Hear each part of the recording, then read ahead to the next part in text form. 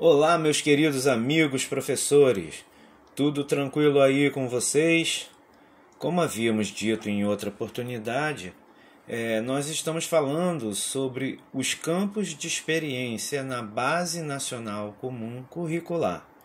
E hoje, em especial, nós falaremos sobre o campo de experiência, o eu, o outro e o nós.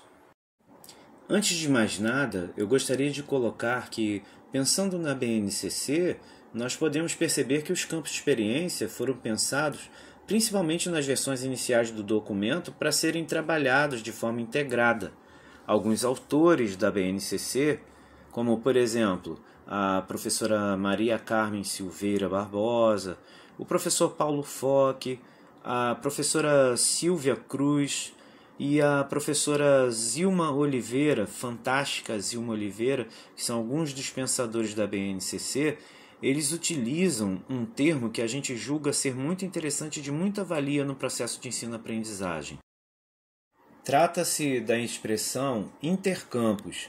Muito embora haja trabalhos com abordagem individual dos campos, essa expressão sugere no seu cerne a interdisciplinaridade, aquela frequentemente usada nos anos finais do ensino fundamental, porém uma interdisciplinaridade preparada e pensada para os campos de experiência.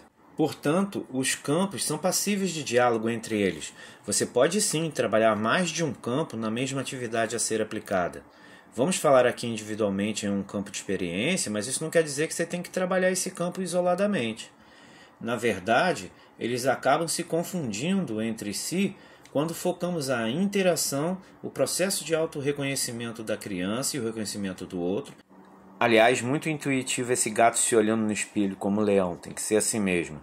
Mas os campos se confundem quando olhamos também a comunidade, quando olhamos o ambiente e o espaço de convivência. Então, quando a gente fala sobre o eu, o outro e o nós estamos falando basicamente de relações e também de relacionamentos. Ou seja, como que essa criança vai se relacionar no mundo que começa para ela no relacionamento com a família, né? E aí esse mundo vai se ampliando até chegar na convivência da escola e se amplia mais ainda até chegar no mundo social. Para que ela aprenda a sua cultura, para que ela desenvolva sua autonomia e também a linguagem, ela precisa que essa convivência aconteça de forma saudável. A criança precisa perceber que ela faz parte desse mundo e que sem ela esse mundo não está completo, entende? Aliás, o campo de experiência, o eu, o outro e o nós, vai se justificar por causa disso.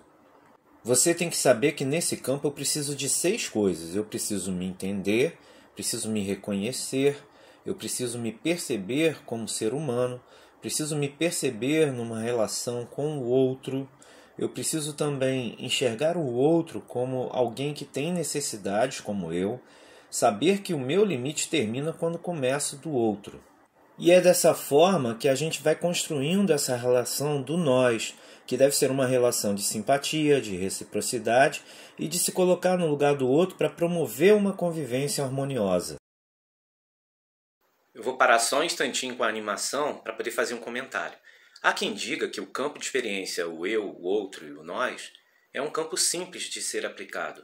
Mas, se a gente pensar que esse campo de experiência ele tem que ser trabalhado todos os dias, e mais, ser trabalhado todos os dias e também desde a hora que o aluno chega na escola até a hora que ele vai embora.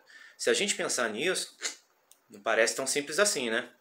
Aliás, a aprendizagem nesse campo de experiência deve ocorrer mesmo após a escola, quando a criança vai embora. Até porque as relações acontecem a todo momento, né? Por isso, cuidado com essa relação.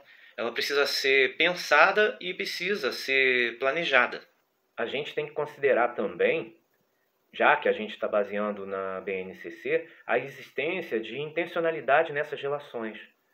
Nós temos que trabalhar com as famílias a importância desses campos de experiência.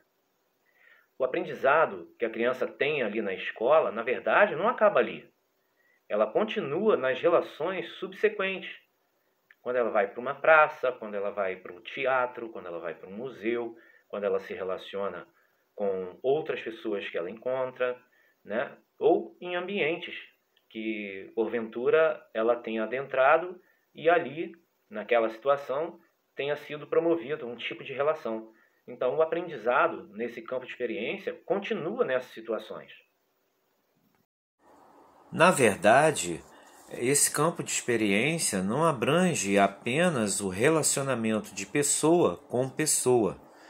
O eu, o outro e o nós, ele abrange o relacionamento de criança com adulto, de criança e idosos, criança e família, crianças e funcionários da escola, criança e pessoas estranhas, criança e natureza, criança, objetos estruturados e não estruturados, crianças e sua relação com os meios de consumo, crianças e a sua alimentação, crianças e outros seres vivos.